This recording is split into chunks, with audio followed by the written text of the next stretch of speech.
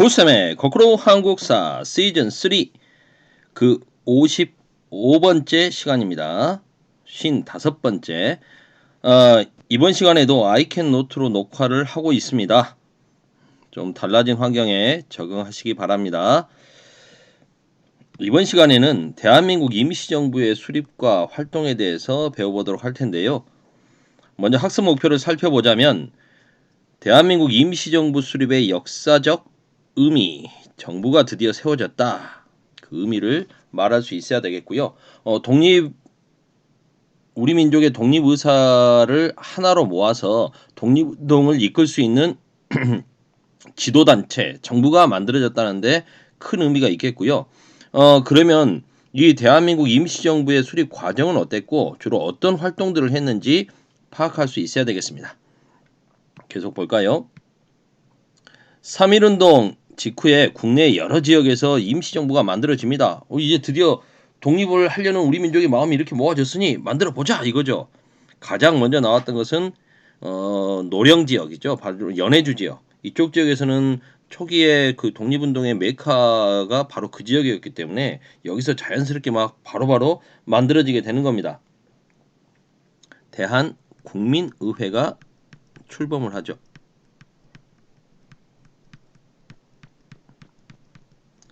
연해주 지역을 노령 지역이라고 불렀었는데요. 이쪽에서 전로 한족회 총회, 전체 러시아 지역의 한족회, 한인들의 중앙총회가 정부 형태로 개편된 게 대한국민의회, 그냥 우리가 보통 국민의회라고 많이 하는데요.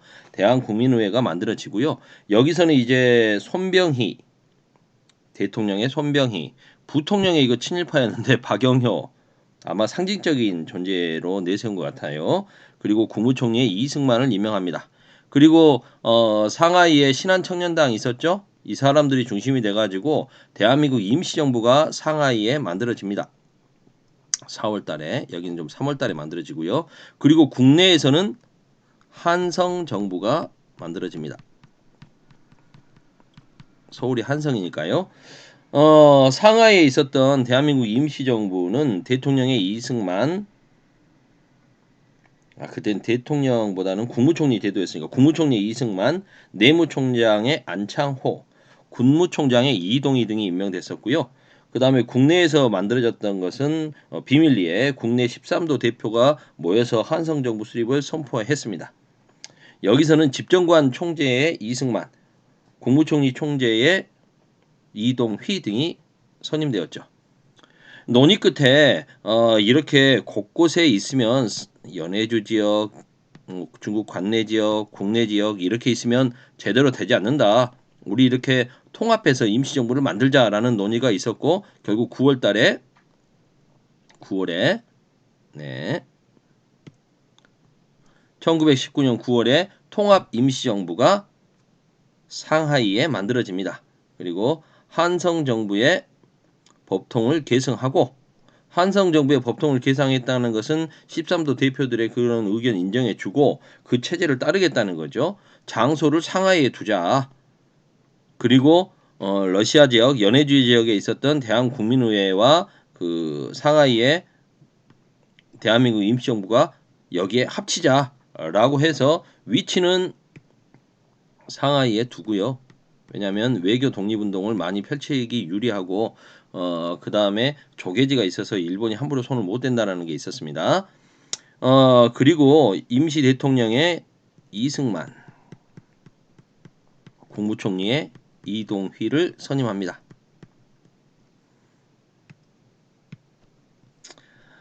3.1운동으로 뿜어져 나왔던 독립의 열망 이런 것들 하나로 모아서 드디어 정부가 만들어졌는데 나라의 주인이 임금이 아니라 국민이라는 것이 이제 새롭게 달라진 거죠. 그동안 뭐 신민회라든가 대한광복회라든가 여러 단체들이 있었습니다. 비밀 결사라도 있었고 특히 신민회 같은 경우에 민주공화정을 아예 내세우고 목표로 하고 있었지 않습니까? 네. 뭐가 지금 잠깐 연결이 노트북에서 다른 데로 연결이 돼 버렸습니다. 미안, 나중에 하자. 업데이트. 최초의 민주공화제 정부가 수립된 것이죠. 목표로만 했고 지향을 한 게 아니라 이제 실제로 수립이 된 겁니다. 그리고 이게 나중에 임시자를 떼고 1948년 오늘날의 대한민국 출범의 첫걸음이 됐던 거죠. 공화정 국가니까 삼권 분립의 원칙에 따라서 입법부, 사법부, 행정부가 구분됩니다. 그래서 입법부는 의회니까 의정원. 다만 앞에 뭐가 붙습니까? 임시 의정원. 사법부는 법원이죠. 행정부는 행정기관이니까 뭐겠습니까? 국무원이죠.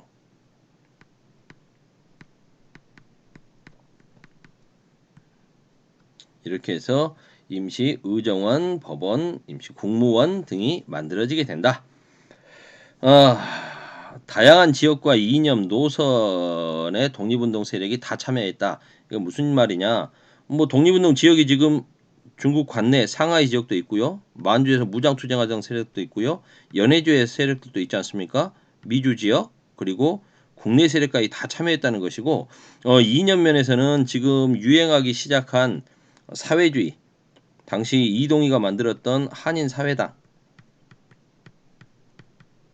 세력이 들어온 걸 보면 알 수 있지 않습니까? 이동희가 국무총리, 그리고 민족주의 세력 중에서는 이제 여러 사람들이 있지만 외교 독립론을 주장하고 있었던 이승만 이 대통령이 선임된 거 보면 이 두 세력이 합쳐져서 이념상의 통합을 이루고, 이념이 다르지만 통합을 이루고 독립운동을 했음을 알 수가 있습니다.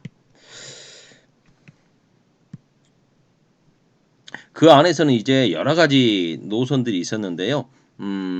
서로 이제 어떤 게 우리나라 독립을 위해서 가장 현실적이냐라는 걸 놓고 이동희와 주로 만주 세력들은 무장 투쟁을 펼치자는 입장이고요. 무장 투쟁론. 그 다음에 뭐 대표적인 분이 이동희 선생. 안창호 선생 같은 경우에는 실력을 길러야 된다. 실력 양성론. 그 다음에 이승만으로 대표되는 거죠. 외교 활동을 통해서 독립을 쟁취하자는 외교론 등이 있었습니다. 자, 그렇다면 이제 임시정부의 활동을 좀 살펴볼까요? 국내 자금을 확보하고 국내외 항일 세력과 연락망을 구축하기 위해서 두 개의 기구를 설치합니다. 연통제와 교통국이 그것인데요. 죄송, 펜으로.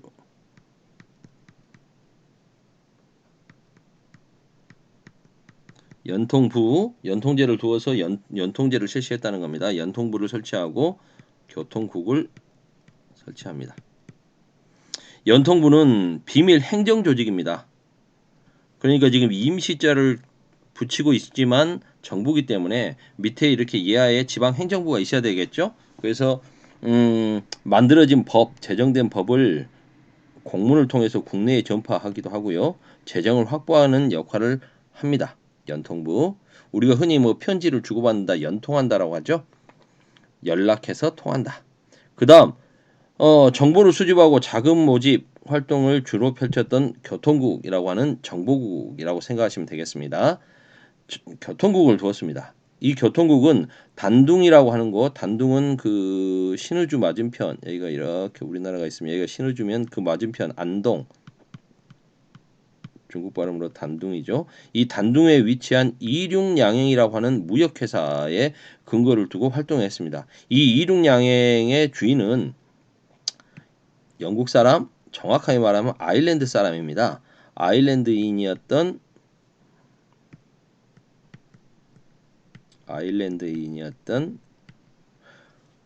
조지 루이스 쇼, 우리가 흔히 쇼라고 많이 하는데요. 쇼라고 하는 분이었습니다. 정말 고마운 분이죠. 당시 아일랜드가 영국에게 지배를 받고 있었기 때문에 조선이 일본에게 지배받고 있는 심정이 이해가 됐나 봐요. 그래서 굉장히 많이 도움을 주셨고 그것 때문에 옥고까지도 치렀던 분입니다.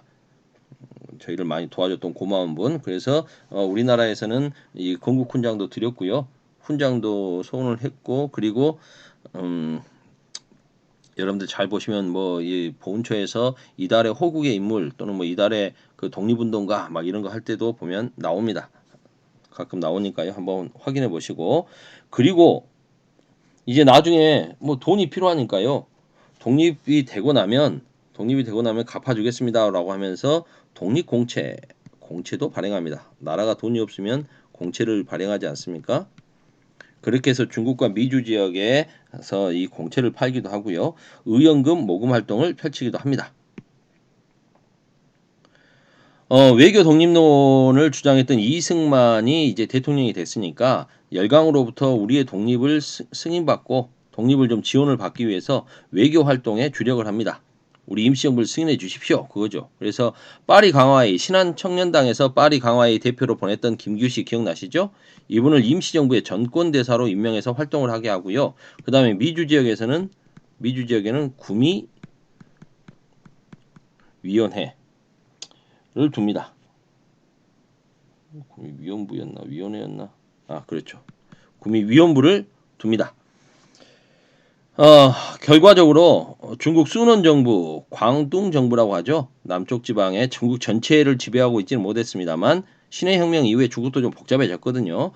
근데 베이징 정부 말고 저 광둥 쪽에 있었던 수넌 정부는 대한민국 임시정부를 승인해 줍니다. 그리고 소련의 레닌 같은 경우에는 독립운동 자금을 지원해 주죠. 200만 루블을 지원해 주기로 약속을 했다가 1차로 40만 루블을 금화로 지급을 해주는데 이것 때문에 나중에 문제가 되죠. 적지 않은 돈입니다. 이 돈을 지원받았던 사람들이 이제 소련 입장에서는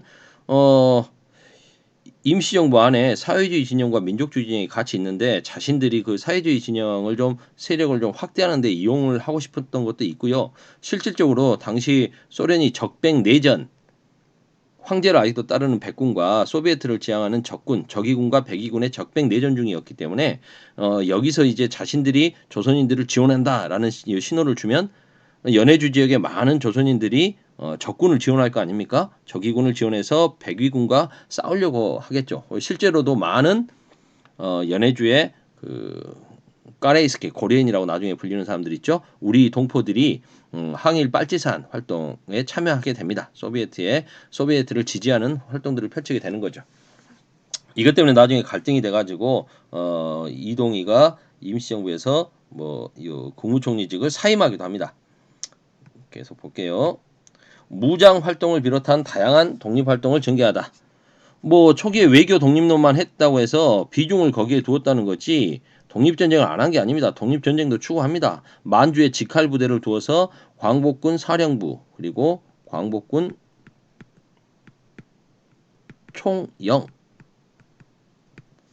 두어가지고 국내 진공작전도 펼치고요. 일본과의 무장투쟁도 펼칩니다. 그리고 독립신문도 간행하죠. 이 독립신문의 주필을 했던 사람이 이광수입니다. 응? 선생님 이광수 나중에 친일하지 않나요? 네, 처음에는 이렇게 임시정부에 와서 독립운동에도 참여를 했다가 나중에 이제 국내로 돌아가서 친일로 변절을 하게 되는 거죠. 임시사료 편찬위원회를 두어서 뭐 정부라고 하면 역사를 편찬해야 됩니다. 근데 이 앞선 나라였던 대한제국이나 조선 전체 역사를 다 정리하기에는 한계가 있죠. 사료도 없고 그래서 주로 한일 관계를 중심으로 한 한일 관계 사료집을 우선 간행을 한 겁니다.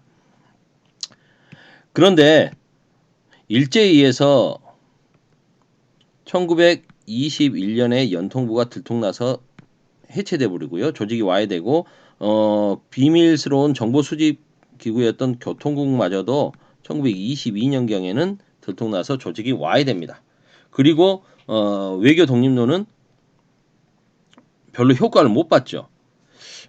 이승만 같은 경우에는 미국에서 이제 국제연맹에 우리나라를 위임 통치해달라 라고 이렇게 위임 통치를 청원을 했다라는 사실이 알려지면서 일본으로부터 독립시켜서 국제연맹이 다스려달라. 이게 독립이냐라고 하면서 신채호 같은 분은 이완용은 있는 나라를 팔아먹었지만 이승만은 없는 나라를 팔아먹었다면서 굉장히 독설로 독서를 퍼붓게 됩니다. 비난을 하게 되는 거죠.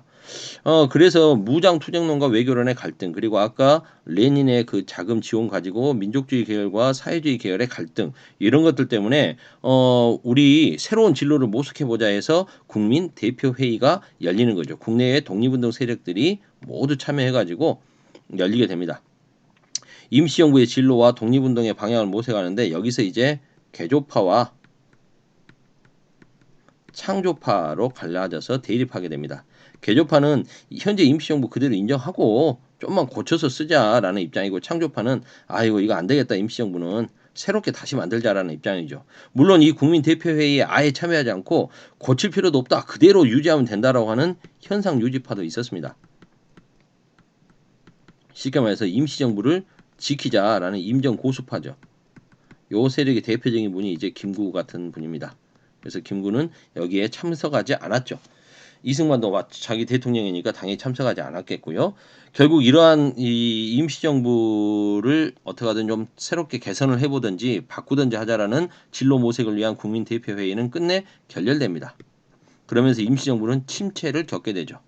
이러한 임시정부가 침체를 겪게 되자, 이거 이승만 안 되겠다, 여러 가지 계속 갈등 보이고 있는 이승만, 구미 지역에서 나오는 자금줄을 다 쥐고 요 중국에 오지도 않고 하와이에서 이렇게 저렇게 하와이와 미국에서만 주로 외교 활동만 하고 있는 이승만 안 되겠다, 탄핵해버리죠. 탄핵은 요즘만 있었던 게 아니라 그때도 있었습니다. 임시정부 시절에도. 그리고 집단 지도 체제로 전환을 하죠. 국무령 체제로 바꾸고, 나중에 이제 그 국무령이 되시는 분이 그 경북 안동 출신의 요 초대 국무령이 된 분이 이상용 선생 아니겠습니까? 만주 지역의 요 원로이자 많은 사람들의 신망을 얻고 있는 이상용 선생을 국무령으로 위촉을 하면 만주 지역의 독립운동 제세력들이 참여할 것으로 봤던 것이죠. 근데 결국 잘 되진 않았습니다. 김구 선생은 어떻게 하든 이 임시정부의 활로를 모색하기 위해서 한인 애국단을 조직해서 윤봉길과 이봉창과 윤봉길 의거를 성공으로 이끌죠. 선생님이 15분 안에 끝내려고 했는데 17분이네요. 오늘은 여기까지.